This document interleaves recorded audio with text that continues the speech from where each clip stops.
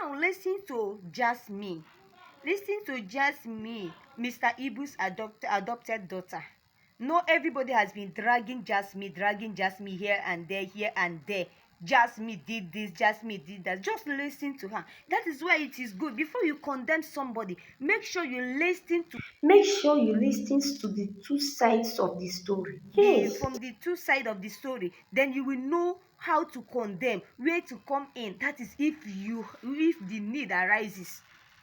Yes, I am not just going to, I'm not going to condemn anybody here, but I just want you to listen to Jasmine's own side. Crutches when he came to Lagos. Even my mom, my entire family were afraid when I brought him to the house. But I still took that risk. I took that risk. I housed him. The next day, the wife was talking about selling the property that he was supposed to sell before he traveled to Abuja. That they should sell the house and settle her. I was the one that called the wife friend. I said, please, if daddy is selling this house as the wife wants, let him sell the house. Let him and his wife reconcile. Let me and the friend, I told the friend, come, let's reconcile these two people in our best way. Because myself, I had plans to travel. I wanted to travel. I already started processing my travel. I already done everything that they need to do for me to travel, even before daddy was sick. I told the friend, I cannot continue taking care of daddy. Daddy cannot, I can take care of daddy from a third party, but I cannot sit down and be doing the things his wife is supposed to do. Look after him, cook for him, wash his clothes, and all of that. Then I, the friend, myself and the wife friend, we have a conversation of the phone. I still have that conversation.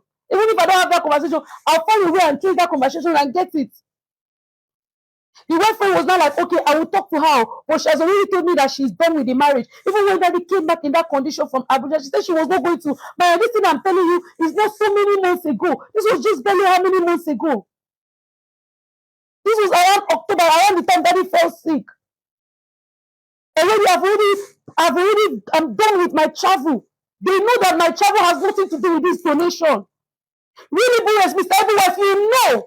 You begged me to travel with your own daughter. I told you that I cannot prove to the embassy that your daughter is my child. You said you wanted to travel, and I told you that I'm going to help you. I'll give you the link to the angel so that they can be able to do your travel. Why are you not painting me that I'm trying to use donation money and travel?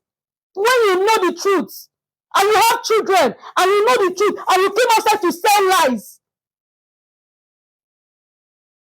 Even the person that did the show and took your husband to Abuja and took your husband to where they used something and cut his leg. You have never for one day and come and say anything about it. They did a show, they did not give him 1 naira. You've never come out for him and say, oh, my husband did a show in Abuja. If you really love him and you care about him, you did not pay him for the show. But you are dragging me. The same me you were chatting, even when the man was in the hospital, the same me that took him to the hospital. You're the one that took him to the hospital. When daddy came back from Abuja, you said you wanted them to sell the house and settle you. I was the one that discussed with Auntie Ogadima so that you and daddy will settle. I took daddy to Auntie Ogadima's house. Daddy refused to come to his own house. I took him to Ogadima's house. You know that you begged daddy. Daddy said, okay, he has forgiven you. That was my doings. We had a conversation on the phone, I and Auntie Ogadima, that we're going to reconcile you and daddy. It was my suggestion. When you already told her that you wanted daddy to sell his property and settle you, we took daddy to our house. You came there and met daddy. You knelt down and begged him, and he said, okay, he has forgiven you for everything you've done to him. The next day, you traveled. You went to mainland for a birthday party, not even minding his condition. I was the one that took him to the hospital, Living Heart Hospital. The day that I brought Mr. Ibu to the hospital, was anybody there with me? Was the wife there with me?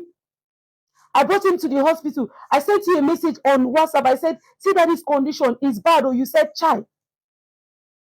I told you the hospital said we should make an initial deposit. You said, how are we going to get the money? I said, don't worry, I'll pay the money. I paid for the initial deposit.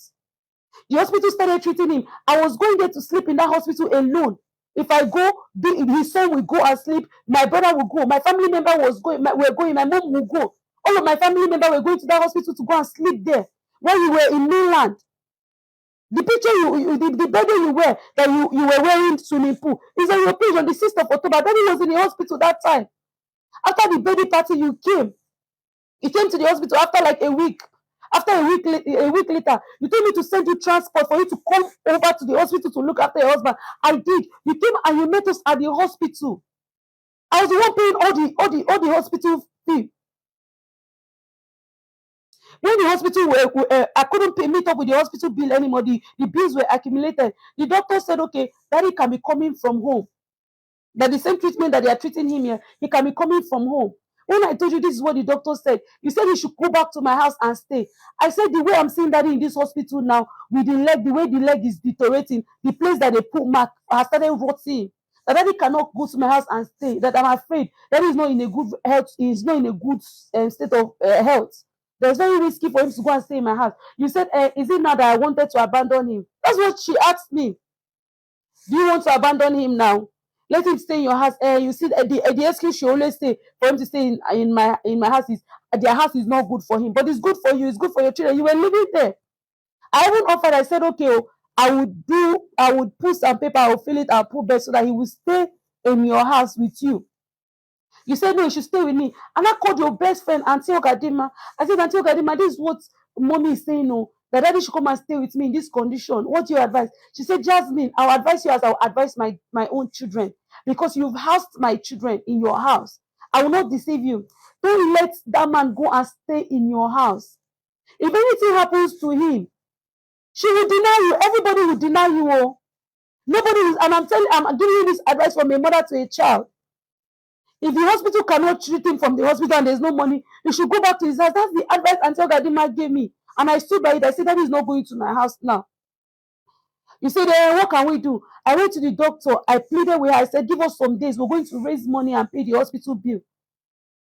Did anybody from anywhere supported that hospital bill? Except they gave me money that I'm not aware of. I was the one paying the hospital bill. Now, when the doctor wrote me one day, I'll put the chart, the screenshot of the chart. The doctor said, we've accumulated so much bill that we should find solution. And I said, please, give me from now to so days his birthday. I'm going to celebrate his birthday in the hospital. Maybe if we celebrate in the hospital, Nigerians will see him and have mercy on him and want to support him. I went and buy cake. I coordinated everybody. We did the birthday on the hospital. Still nothing happened. The next day they wanted to discharge him. When they wanted to discharge him, you said he was going to go and stay in my house. In my own house. The same girl you people refer as stranger. Husband snatcher. So at what point did you realize that I was having an affair with him?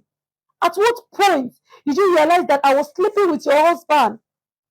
I was sleeping with your husband and you still wanted your husband to stay with me, to live with me. And you love him. And you've always known that I was having an affair with him. And you wanted him to come and live in my house. So perhaps if God forbid, if he had died in my house, or God forbid anything bad had happened to him, I would have been in a bigger trouble right now. Nobody will believe the fact that I begged you to go and pick him from Abuja and you were conditioning me to book ticket for you and your friend. Nobody will believe the fact that I was the one that reconciled you and him. That is even talking to you today is me. And thank God there is record. I would have been explaining all this thing. Nobody will believe me. Guys, thank you for watching Harriet TV. Please do me a favor by following. Follow my page for more information, for more posts. And please, don't forget to share.